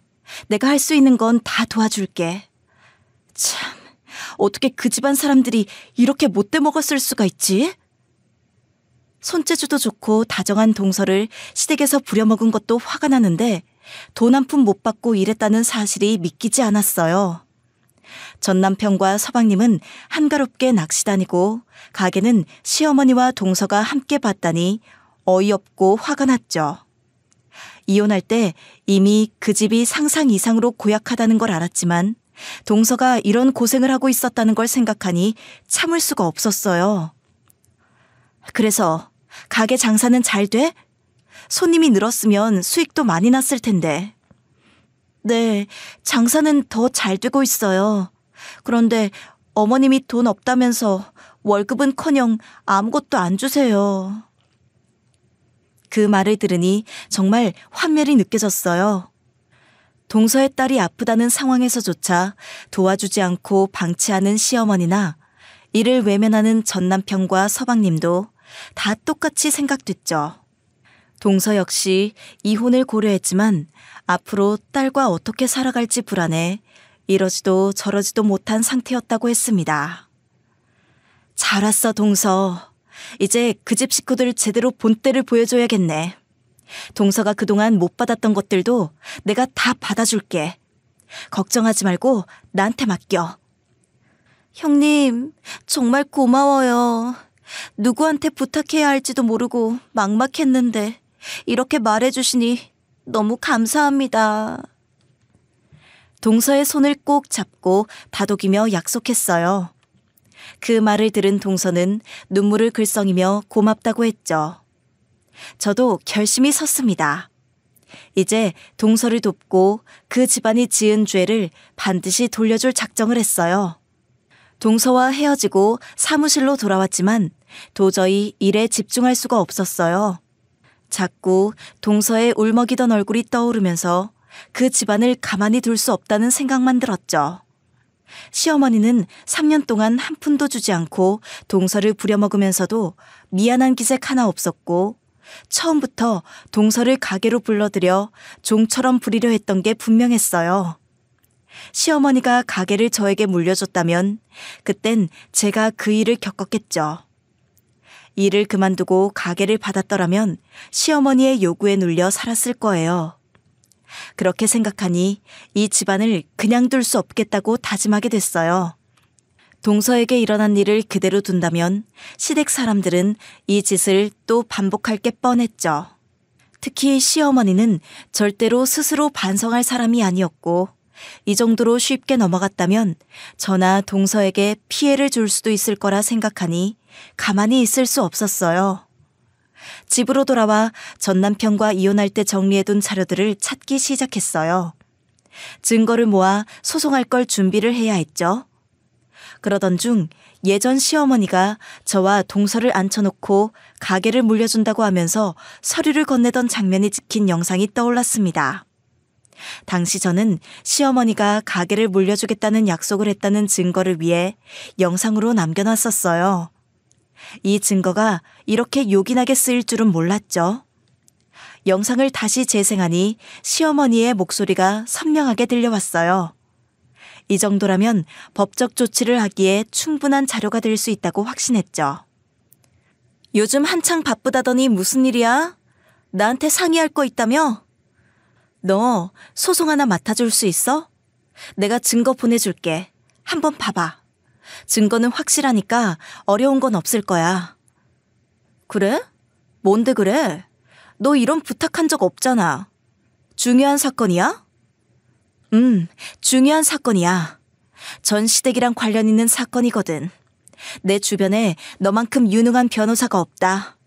부탁 좀 할게. 네 입에서 유능한 변호사라는 말 들으니까 되게 기분 좋은데? 알았어.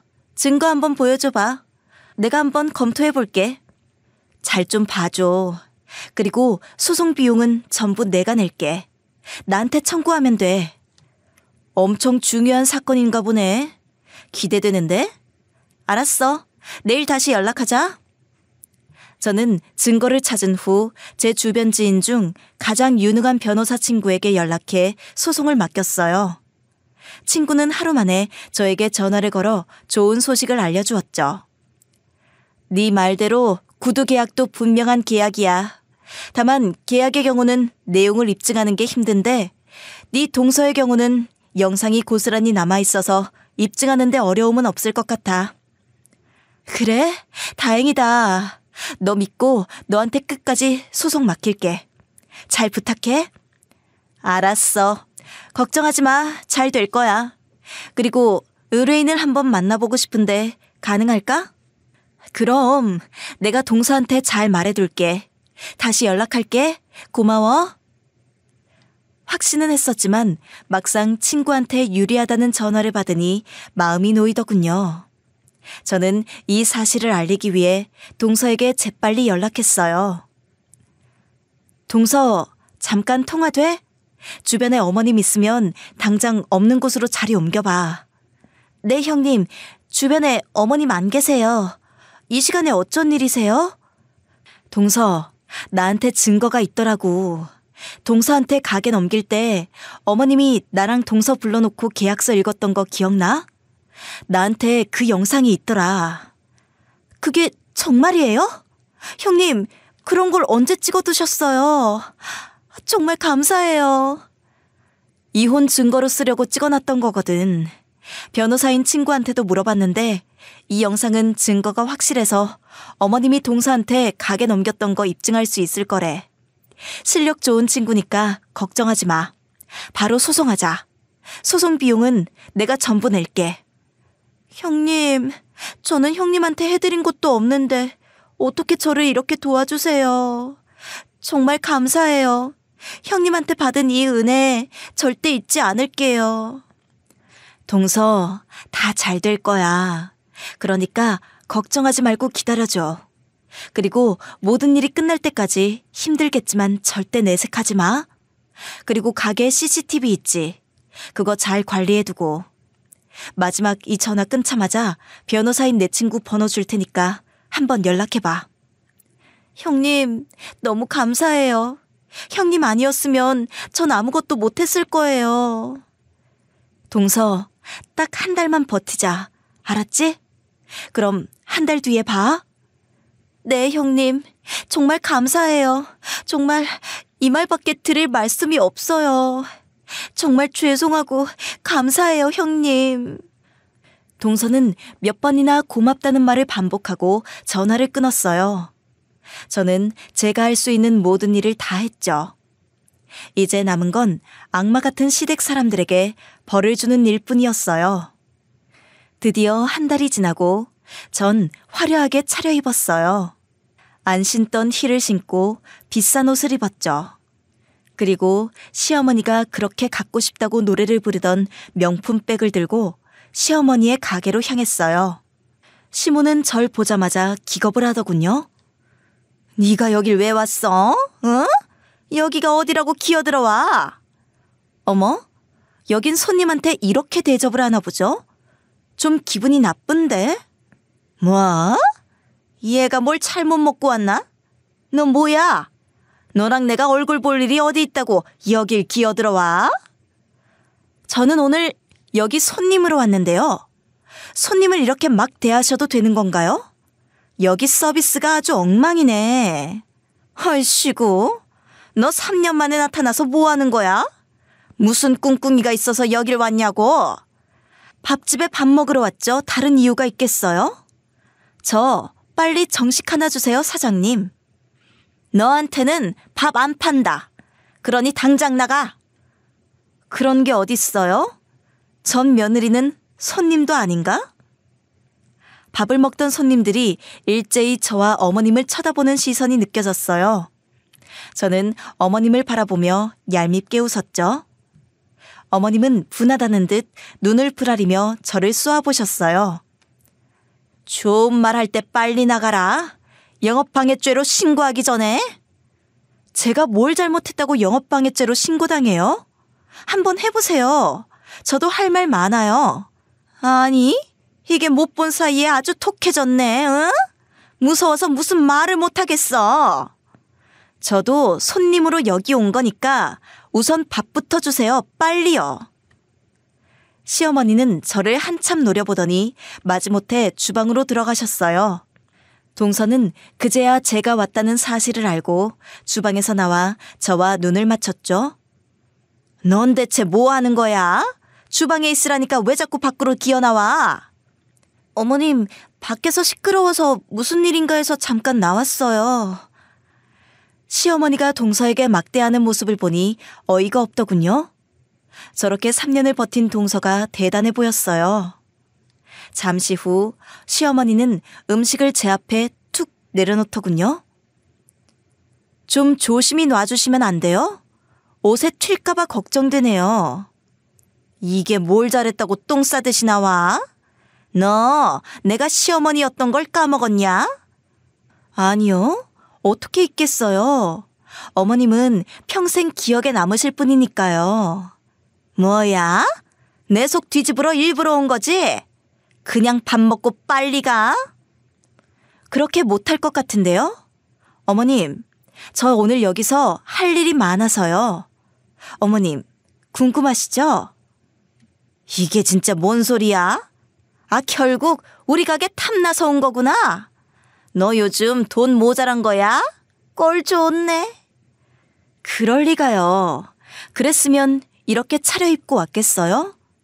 전 여전히 잘 살고 있으니 걱정 안 하셔도 돼요. 웃음기 가득하던 시어머니 얼굴이 차갑게 식어갔죠. 아직도 제가 못 살기만을 바라는 듯 했어요. 저도 그런 어머님을 보며 웃음이 나왔죠. 아니 이게 대체 왜 왔어? 내 속 뒤집으려고 온 거야? 어머님, 여기는 공공장소잖아요. 목소리 좀 낮추세요. 시끄러워서 밥을 못 먹겠네요. 네가 당장 나가야 내가 조용히 있지. 얼른 나가. 어머님, 여기 어머님 가게 아니잖아요. 이거 동서 가게예요. 계약서까지 쓰셨다면서 왜 여기 계세요? 그건 네 알 바 아니야. 우리 가족 문제야. 넌 우리 가족도 아닌데 뭘 그리 궁금한 게 많아? 아니, 그냥 이상해서요. 어머님, 혹시 직원으로 일하고 계신 거예요? 시어머니는 당황한 듯 말끝을 흐리더군요. 속이 시원해서 웃음이 나왔어요. 동서가 가게를 잘 운영해서 그런가 봐요. 손님도 훨씬 많아진 것 같고요. 아, 동서가 요리도 더 잘하고 손도 야무지니까 그런가? 뭐라는 거야? 우리 가게는 원래부터 잘 됐어. 아닌데요? 어머님이 하실 땐 이렇게 손님 많지 않았던 것 같은데. 이게 진짜 당장 나가라니까? 그 말을 듣고 동서가 주방에서 나와 제 옆에 섰어요. 시어머니는 얼굴이 빨개져서 소리쳤죠. 너 지금 제 편 들은 거야? 이게 누구 편을 들어? 동서, 사장님이 왜 이 앞치마를 메고 있어? 이런 건 풀어버려야지. 저는 동서의 앞치마를 풀어주고 당당하게 시어머니 앞에 섰어요. 잔뜩 주눅 들어있던 동서도 어깨를 펴고 시어머니를 바라보았죠. 동서, 준비는 다 됐어. 이제 걱정할 거 없어. 이 집 사람들 이제 벌 받을 날만 남았어. 뭐? 무슨 벌? 너희 지금 무슨 짓을 한 거야? 저는 시어머니에게 솥장을 내밀었어요. 시어머니는 그걸 보자마자 얼굴이 하얗게 질려서 바닥에 주저앉았죠. 그 와중에도 소리를 지르며 발악을 했어요. 너희들 이러고도 사람이냐? 이게 다 무슨 소리야? 어머님, 어머님이 동서에게 한 짓이야말로 사람이 할 짓인가요? 그 말을 듣고 시어머니는 대꾸도 못한 채 바닥에 주저앉아 넋을 잃고 있더군요. 그 소식을 듣고 전 남편과 서방님이 달려와 따지기 시작했어요. 너 기어코 이런 짓을 벌이는구나. 이 가게가 어떤 가게인 줄 알면서. 그러니까 동서를 무급으로 3년이나 부려먹었니? 너나 서방님이나 똑같아. 네 집안이 지금껏 동서에게 한 짓을 생각해봐. 네가 이렇게 큰 소리칠 자격이 있어? 저는 남편에게 소리치고 동서를 데리고 가게를 빠져나왔어요. 시댁에서도 급하게 변호사를 선임했지만 증거가 너무 명백해서 그쪽 변호사도 손을 쓸 방법이 없었죠. 제가 가지고 있던 영상을 통해 구두 계약은 법원에서 인정받았어요. 다만 가게를 창업한 시어머니의 노력은 인정해줬죠. 동서는 서방님과 이혼 소송도 동시에 진행했기에 가게 지분에 대한 것이 주요한 쟁점이 됐어요. 저는 그걸 대비해 동서에게 지난 한 달간 가게 CCTV를 보관하라고 일러뒀죠. 가게 CCTV엔 서방님이 한 번도 나오지 않았어요. 시댁 식구들은 CCTV를 보자마자 얼굴이 파랗게 질리더군요. 더 이상 그들에게 희망이 없는 듯했죠. CCTV를 확인한 법원은 가게 절반을 동서의 지분으로 인정해줬어요. 이 결과로 가게 수익의 절반을 동서에게 줘야 한다고 하더라고요. 그리고 지난 3년 동안 동서에게 지급하지 않았던 금액까지 몽땅 주라는 판결이 나왔죠. 시어머니는 그날 거품을 물고 억울하다고 고래고래 소리만 질렀어요. 시어머니와 다르게 동서는 기쁨의 눈물을 흘렸죠. 형님, 이게 다 형님 덕분이에요. 정말 감사해요. 저 이렇게 억울했던 거 다 풀 수 있을지 몰랐어요. 그냥 이혼만 잘하면 다행이지 싶었는데 너무 감사해요. 동서, 당연히 동서가 받아야 했던 거야. 그러니까 이제 그만 울고 당당하게 잘 살아. 알았지? 형님, 저 이 은혜 절대 안 잊어요. 저도 잘 살아서 언젠가 형님한테 꼭 도움이 되는 사람이 될게요. 감사합니다, 형님. 동서, 그동안 고생 많았어. 앞으로는 행복하게만 살 거야. 아이들이랑 어디든 가서 잘 살아. 응? 정말 감사해요. 사실 형님 찾아갈 때까지만 해도 이렇게 살다간 정말 죽을 것 같아서 그냥 하소연이라도 하고 싶어서 찾아갔어요. 근데 이렇게 형님이 제 인생을 바꿔주실 줄 몰랐어요. 감사해요. 그 순간에 날 찾아줘서 고마워. 나도 덕분에 응어리진 게 싹 풀렸어. 시댁 식구들 정말 꼴 보기 싫었거든. 저는 우는 동서를 안아줬어요. 동서는 제품에 안겨 다시 한참을 울었죠. 오래 고민했던 문제가 다 풀리는 기분이었어요. 괜찮다 스스로 다독였지만 시댁을 향한 앙금이 남아있었거든요. 저는 어쩌면 이런 순간을 기다려왔는지도 모르겠어요. 제 눈에 악마 같던 사람들이 처참히 무너지는 모습을 보니 드디어 제대로 벌을 받는구나 싶더라고요. 소송 이후 시어머니는 가게에 나오지 않았어요. 동서 당연히 가게에 나오지 않았죠. 가게는 문을 닫아놓다가 결국 매각해버렸어요. 가게를 매각한 금액에서 동서 몫을 받아내야 했기에 결과적으로 가게를 판 금액 전부인 15억을 동서가 받게 됐죠. 또 위자료는 별도로 내야 했어요. 시어머니가 2천만 원, 서방님이 2천만 원씩 동서에게 주게 됐죠. 조카들의 양육비 역시 서방님이 200만 원씩 보내야 하는 상황이었어요. 시어머니와 서방님은 억울하다며 매일 동서에게 전화를 한다고 하더라고요. 동서, 연락 다 받아주고 있는 거 아니지? 그냥 무시해도 돼. 난 동서가 너무 착해서 걱정이다. 걱정 마세요, 형님. 저 이미 남편이랑 시어머니 번호 다 차단했어요. 전화해서 어찌나 징징거리는지 시끄러워 죽는 줄 알았다니까요. 그래? 잘했다, 동서. 앞으로도 그렇게 살아.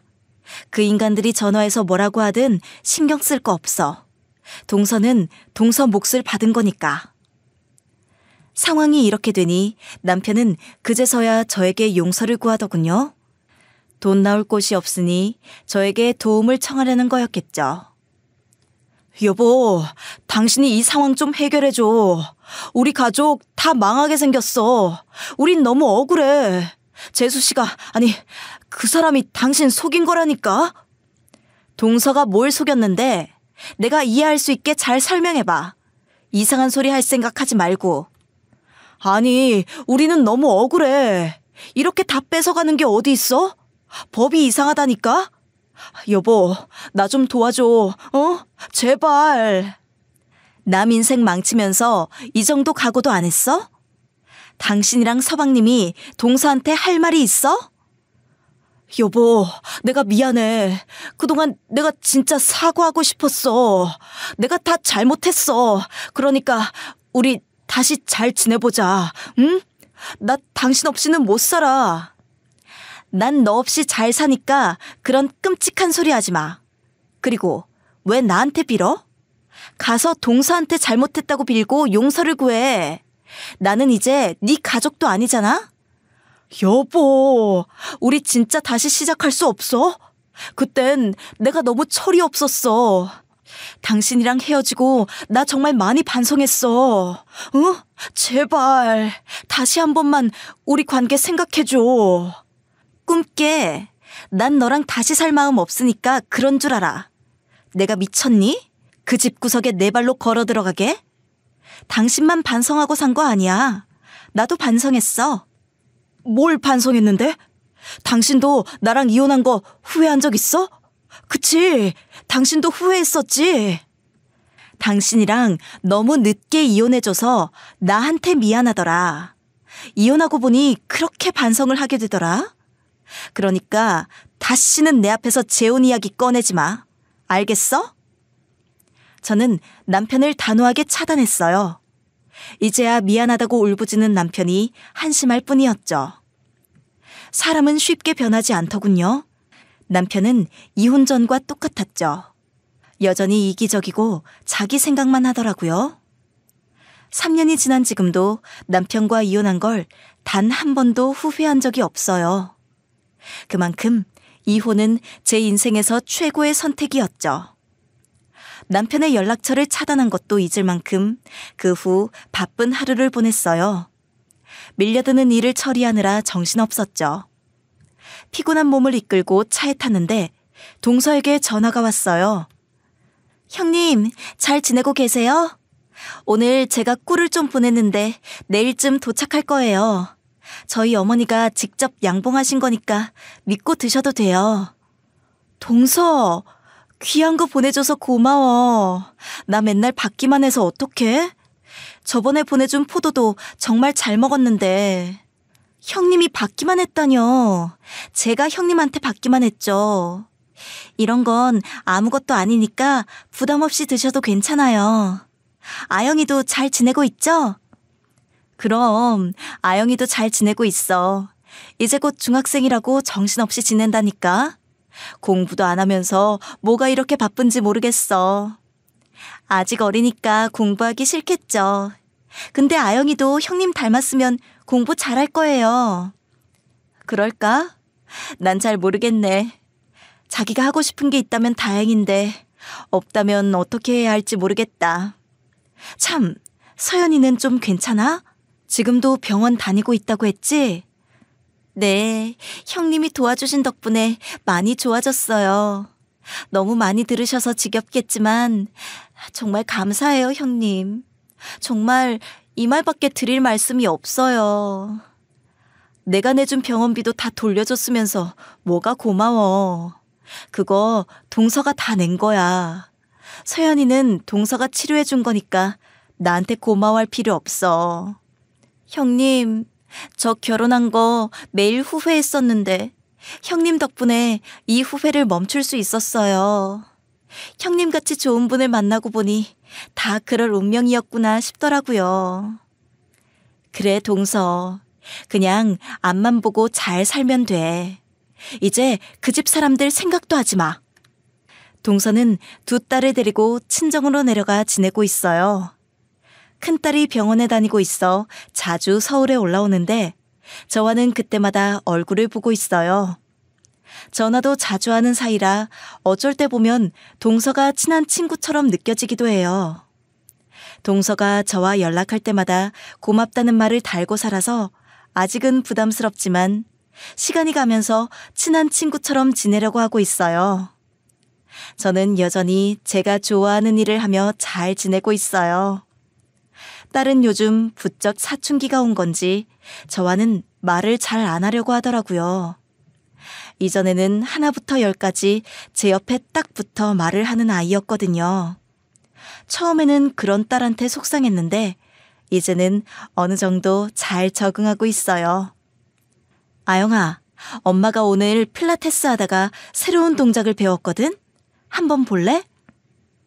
엄마 필라테스 해? 언제부터? 난 몰랐는데. 얘가 이렇게 엄마한테 관심이 없어요. 엄마가 지난주부터 필라테스 한다고 너한테 말했잖아. 그랬어? 지금 생각해보니까 말한 것 같기도 하고.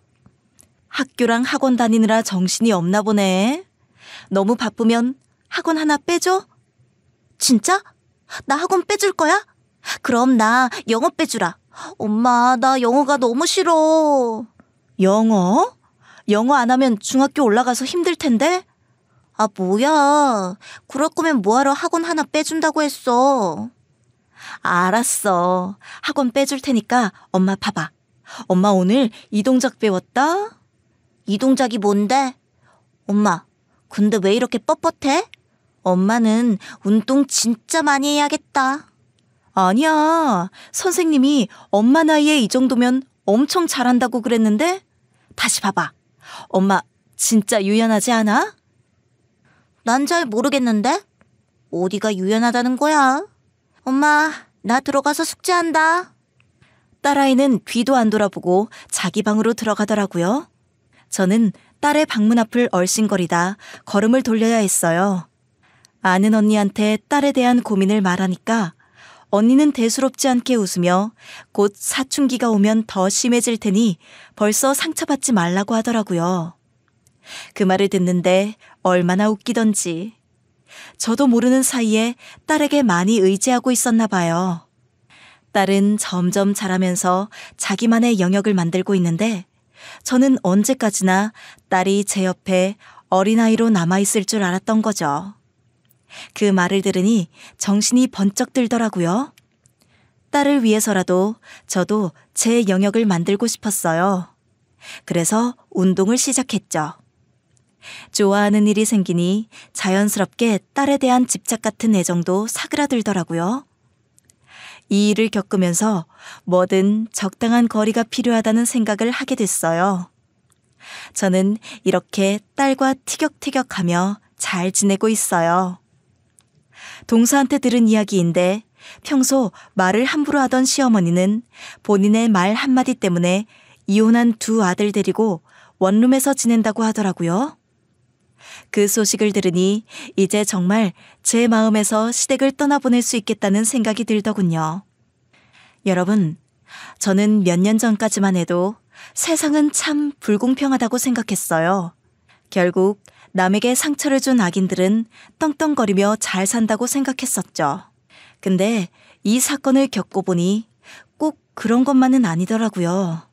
남에게 상처를 준 나쁜 사람들은 꼭 그 벌은 자신이 받게 되어 있어요. 저는 앞으로도 그렇게 믿을 거고요. 그러니 정말 나쁜 사람들이 잘 살고 있다고 해서 평생 그렇게 잘 살 거라고 생각하지 않으셨으면 좋겠어요. 적어도 이 사연을 보고 계신 여러분들은 그 괴로운 마음에서 조금 자유로워지셨으면 좋겠습니다. 그럼 저의 사연은 여기서 마칠게요. 꼭 좋은 사람들이 보상받는 세상이 되길 바라며 지금까지 제 긴 사연을 들어주셔서 감사합니다.